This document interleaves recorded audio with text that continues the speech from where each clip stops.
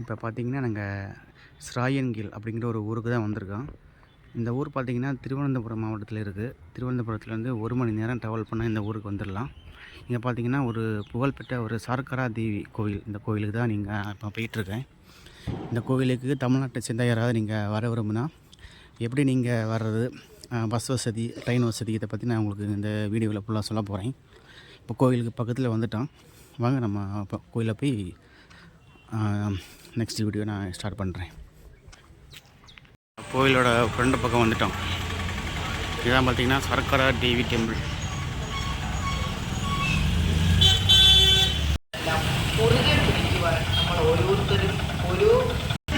அப்படியே நாங்கள் கோவிலுக்குள்ளே வந்துட்டோம். இதுதான் கோயிலோட என்ட்ரன்ஸு. இங்கே பாருங்கள், பெரிய கிரவுண்ட் இருக்குது. கோவிலை சுற்றிய நிறைய கடைகள் வரை இருக்குது.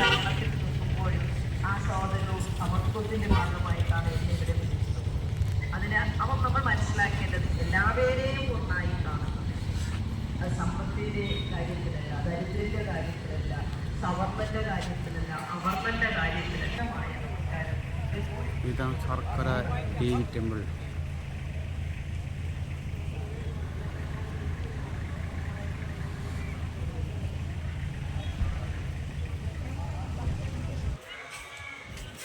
இதான் பார்த்தீங்கன்னா கோயிலோட ஃப்ரெண்ட் பார்த்துருக்கு.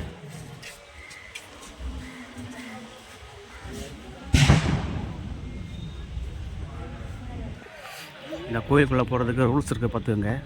ஆம்பளைங்க வந்து சட்டையை கழட்டிட்டு தான் போகணும்.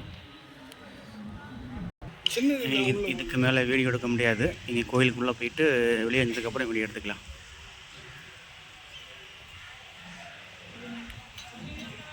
சென்னையில் இது சட்டை கலத்துறமா இருக்கலாம், சில கோயில்கள் இருக்கலாம். அப்படி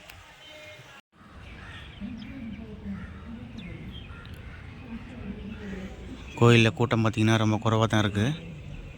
இங்கே பார்த்திங்கன்னா அங்கே வந்து துலாபாரம்னு சொல்லுவாங்க இந்த ஊரில், அது பண்ணிகிட்ருக்காங்க. இங்கே பார்த்திங்கன்னா வெடி வழிபாடெலாம் நடந்துகிட்ருக்கு. கூட்டம் கம்மியாக தான் இருக்குது கோயிலில். இது வந்து நாகராஜா கோயில்.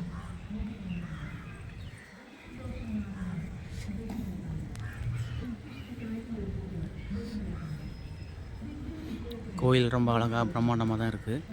திருவிழா நேரங்களில் இந்த இடங்களில் கூட்டம் அதிகமாக இருக்கும், செம்மையாக இருக்கும். இதான் வந்து துலாபாரம் தூக்குறவங்க இந்த இடத்துல அந்த உட்காந்துருக்காங்கல்ல. பார்த்திங்கன்னா ஒரு அழகான ஆலமரம் ஒன்று நிற்குது. இங்கேயும் ஒரு பெரிய ஆலமரம் இருக்குது பார்த்துக்கோங்க. நிறைய பேர் பக்கத்தில் உட்காந்துருக்காங்க. எவ்வளோ அழகாக இருக்குது பார்த்துக்கங்க.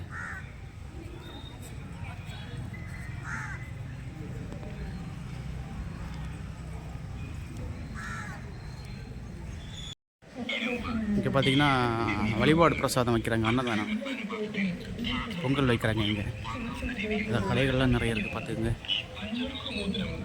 அங்கேயும் நிறைய கடைகள் இருக்குது. இங்கே பாருங்கள், ஒரு பிரம்மாண்டமான ஒரு காளியம்மன் சிலை இருக்குது பார்த்துங்க. தெரியுதாங்க, கரெக்டாக பார்த்துங்க.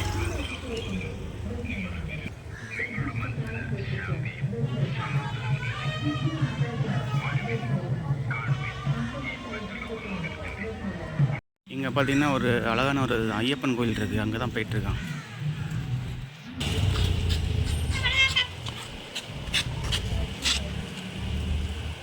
இந்த கோயிலுக்கு பக்கத்துலேயே பார்த்தீங்கன்னா ஒரு அழகான குளம் இருக்குது பார்த்துக்குங்க.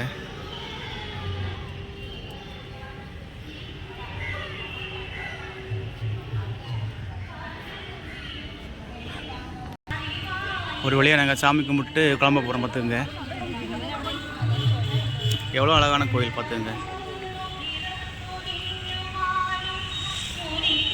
பக்கத்துலேயே கிரிக்கெட் கிரவுண்டு, இதில் பார்க் பண்ணுறதுக்கு எல்லாமே எல்லா வசதியும் இருக்குது.